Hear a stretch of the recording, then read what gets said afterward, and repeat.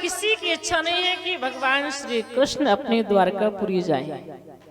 ना तो पांचों पांडवों की इच्छा है, न बुआ जी की इच्छा है, न द्रौपदी जी की इच्छा है, न सुभद्रा जी की इच्छा है, न उत्तरा जी की, किसी की इच्छा नहीं है। जब जब कन्हैया कहते हैं अब तुम अपना राजपाट संभालो, मैं अपने द्वारकापुरी जाऊंगा, तब तब सब रोने लगते हैं, सब बड़े दुखी हो जाते हैं। तो कृष्ण जी को रुक जाना पड़ता है। बहुत समझाते हैं लेकिन सब समझते ही नहीं है। युधिष्ठिर जी को बहुत समझाते हैं तो भगवान को ऐसा लगा कि अब इनको समझाना ठीक नहीं है। कभी कभी ऐसा होता है बराबरी वाला अपना ज्ञान जो देता है वो ज्ञान हमारे पल्ले नहीं पड़ता है, क्योंकि हमारे बराबरी का है। अब कोई बुजुर्ग आकर के बाहर से कोई ज्ञान दे दे तो ज्ञान समझ में आ जाता है, और घर के लोग कितना भी समझाएं समझ में नहीं आता है ना। अब बाहर के लोग आ जाएं, कोई बुजुर्ग आ जाएं, विशिष्ट आ जाएं, तो उनका उपदेश जल्दी दिमाग में बैठ जाता कि ठीक कह रहे हैं।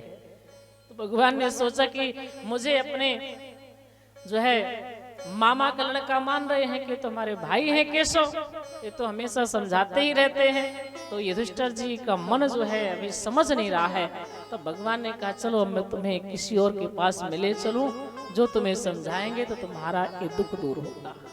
किसके पास ले जाते हैं? काफी समय बीत गया। तब भगवान श्री कृष्ण ने पांचों पांडवों को, द्रौपदी जी को, कुंती जी को, सबको लेकर के उस रणांगन क्षेत्र कुरुक्षेत्र में गए, जहां भीष्म पितामह जो भरतवंशी श्रोमणी कहलाए हैं, वो भीष्म पितामह बाणों की सैया में पड़े हुए थे। वहां पर जाकर के पांचों पांडवों भीष्म पितामह को प्रणाम करते हैं। प्रभु श्री कृष्ण प्रणाम करते हैं। बड़े बड़े सिद्ध महात्मा, ज्ञानी, ध्यानी, बड़े बड़े मुनि जन वहां पर आए भीष्म पितामह के पास में। कई महीने बीत गए, अभी भीष्म पितामह अपने प्राणों का परित्याग नहीं किए। क्यों? जबकि इनको इच्छा मृत्यु का वरदान है, तो अभी नहीं इच्छा हो रही कि मैं प्राण त्याग दूं।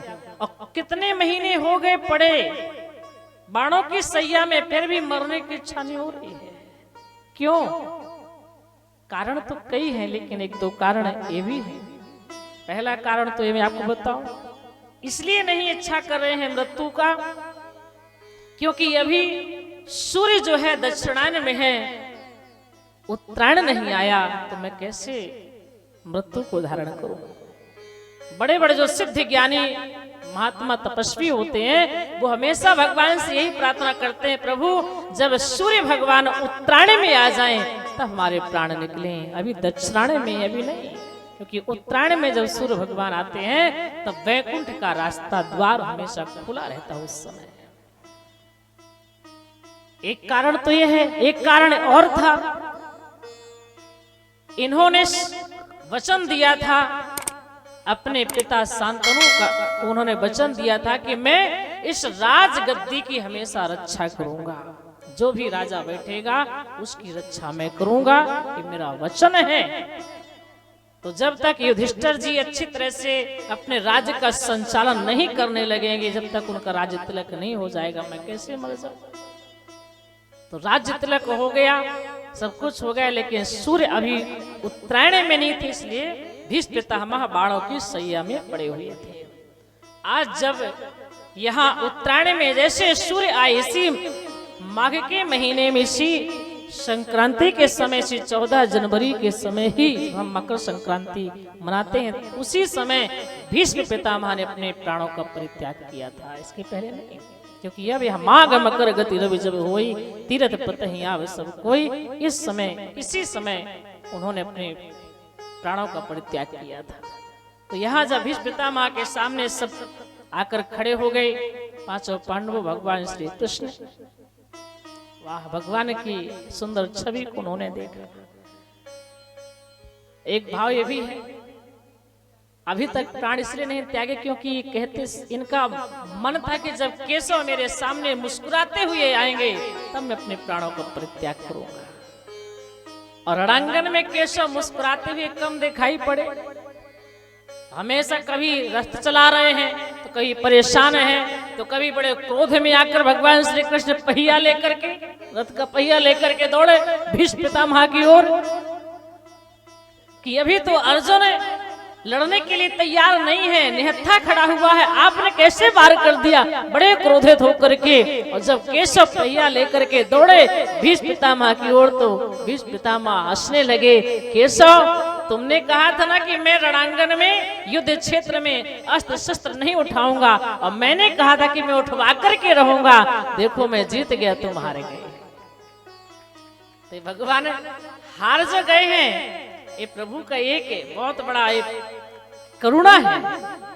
अपना मान टले टल जाए, पर भक्त का मान न टलते देखा, प्रमल प्रबल प्रेम के पाले पड़कर प्रभु को नियम बदलते देखा। तो रणांगन में वह छवि भीष्म पितामह को परिलक्षित नहीं होती थी, जिसकी उन्हें चाह थी कि मैं भगवान का वह मुखार बिंद का दर्शन करूं, मुस्कुराते हुए प्रभु आए, मैं निहारूं, वह छवि मुझे नहीं दिखी। लेकिन आज भगवान श्री कृष्ण मुस्कुराते हुए खड़े हैं, उन्हें देख करके भीष्म पितामह के नेत्रों से अश्रुधारा बह निकली। पांचों पांडवों को देखते हैं तो रोने लगे। ये पांचों मेरे पुत्र जो हैं हमेशा धर्म के मार्ग पर चले हैं, लेकिन फिर भी इनके जीवन में संकट पर संकट आया, दुख पर दुख आया, इन्हें कभी सुख नहीं मिला। तो यहाँ पर भीष्म पितामह पांचों पांडवों को दान धर्म, राज धर्म, योग धर्म इत्यादि धर्मों का उपदेश करते हैं, मोक्ष धर्म इन सब का उपदेश करते हैं, नारी धर्म क्या होता है सबका उपदेश करते हैं। और फिर भगवान की वह सुंदर छवि को निहारते हैं। सा देव देवो भगवान प्रतीक्षताम कलेवरम, भगवान की इस छवि की प्रतीक्षा कर रहे थे, आज वह छवि भगवान की दिखाई पड़े। कैसे भगवान दिखाई पड़ रहे, रणांगन में इस छवि के लिए तरस गए कि भगवान का ध्यान लगा दो कि भक्त बदे महाभारत में सारथी आए बने यदुराए, भक्त बदे महाभारत में सारथी आए बने यदुराए, प्रीत पट फहरे लहरे रथ हाकिल डोरी उठाए उठाए, प्रीत पट फहरे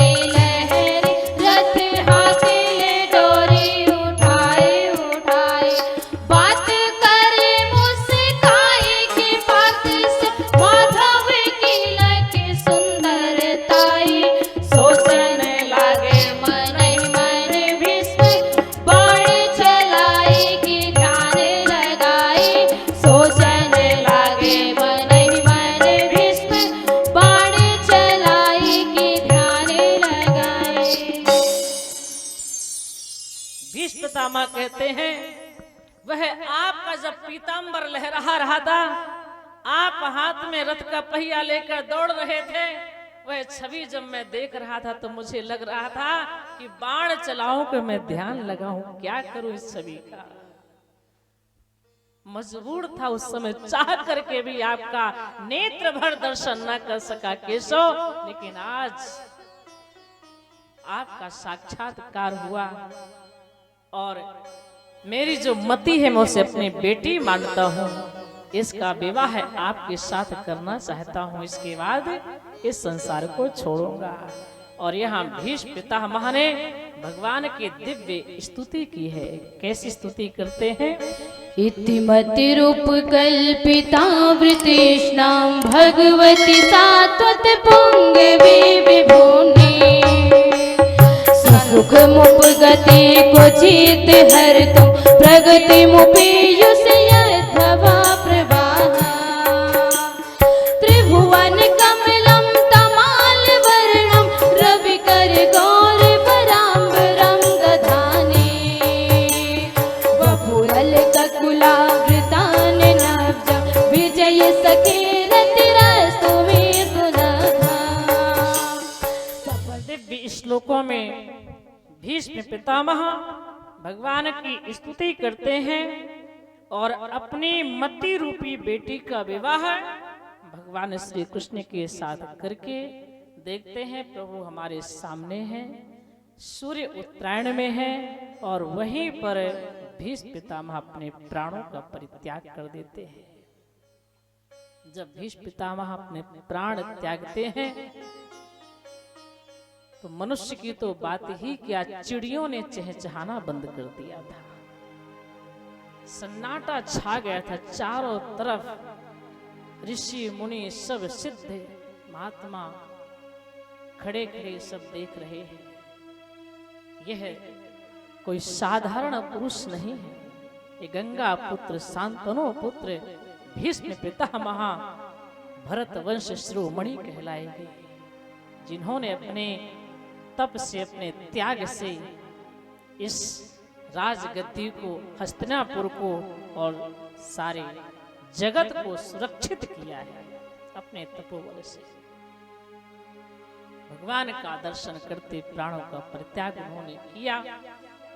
ध्यान रखिए, यही जीवन का सार है। जन्म जन्म मुनि जतन कराही, अंत राम कहे आवत नाही।